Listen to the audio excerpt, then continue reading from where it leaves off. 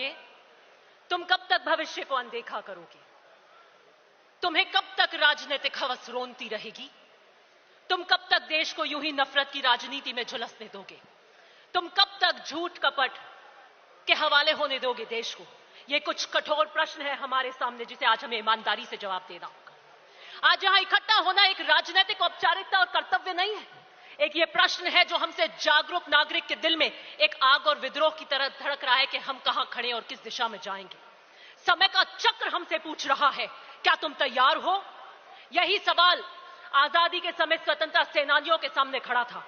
यही सवाल 1971 की जंग में सैनिकों के सामने खड़ा था, और आज 2025 में यही सवाल हमारे सामने पुनः खड़ा है। राष्ट्र की चेतना एक निर्णायक मोड़ पर खड़ी है, जहां पर संघर्ष धर्म है, संकल्प हमारा कर्तव्य है, और मैं आपको कहना चाहती हूं, मौन अपराध है। हमें तय करना है कि हम इतिहास के दर्शक बनेंगे या उसके निर्माता। भारत एक ऐसे मोड़ पर खड़ा है जहां दीप बुझने लगे हैं, संकल्पों की आस्था दरकने लगी है, मंचों पे से आदर्शों के भाषण के पीछे आत्मा मौन होती जा रही है।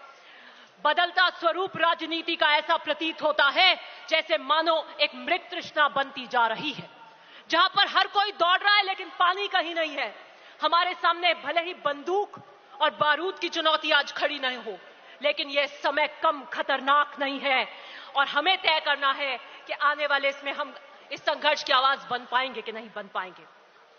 साबरमती के किनारे अहमदाबाद की सरजमीन पर खड़े होकर मैं सोचती हूं कि अगर गांधी जी हमारे बीच होते इस अधिवेशन में तो क्या सोच रहे होते।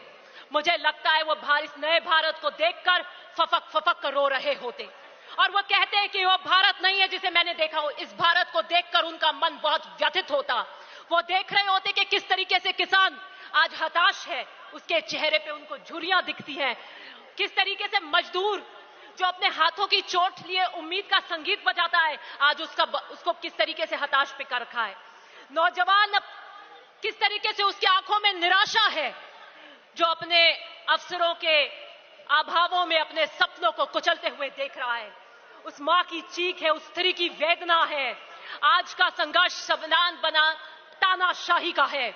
आज का संघर्ष लोकतंत्र बनाम अधिनायकवाद का है। कुछ लोगों की इच्छा संविधान बन चुकी है, उनकी इच्छा ही संविधान बन चुकी है। मैं आपको यही कहना चाहती हूं कि बीजेपी आरएसएस ने धर्म की राजनीति को अपना औजार बना दिया है। संसद को एक सिर्फ मोहर लगाने वाली मशीन बना दिया है। बीजेपी राम का नाम तो लेती है लेकिन नीति रावण की रखती है। कृष्ण का उपदेश देती है लेकिन चालें शकुनी की चलती है।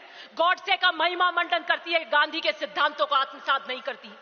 सरदार पटेल की मूर्ति तो बनाती है लेकिन उसके एकता के सिद्धांत को नहीं अपनाती।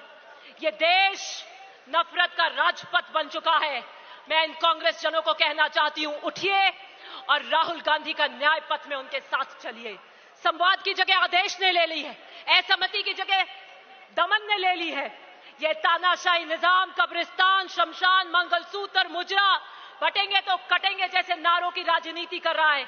ये लपटे संविधान को जला रही हैं। मैं आखिर में यही कहना चाहती हूं कि आम आदमी की चीख मौन बन चुकी है। उसकी आवाज में न गजलों का लहजा है, न इशारों की नजाकत है। उस मां की चीख जिसने अपने बेटे को सांप्रदायिक हिस्सा में खोया है। गुजरात की यह धरती हमें क्रांति के लिए पुकार रही है। कांग्रेस का यह कार्यकर्ता बापू की अहिंसा का संकल्प है, नेहरू का विजन है, सरदार पटेल का लौह संकल्प है, लाल बहादुर शास्त्री की सादगी है, इंदिरा गांधी का साहस है, राजीव गांधी का बलिदान है, सोनिया गांधी का संघर्ष है, और राहुल गांधी का धैर्य है। ये समय, आई एम जस्ट कंक्लूडिंग, ये समय भीष्म की प्रतिज्ञा का है, ये भीष्म मौन का नहीं है। आइए चलिए और राहुल गांधी जी के इस न्याय पथ में उनके साथ कंधे से कंधा मिलाकर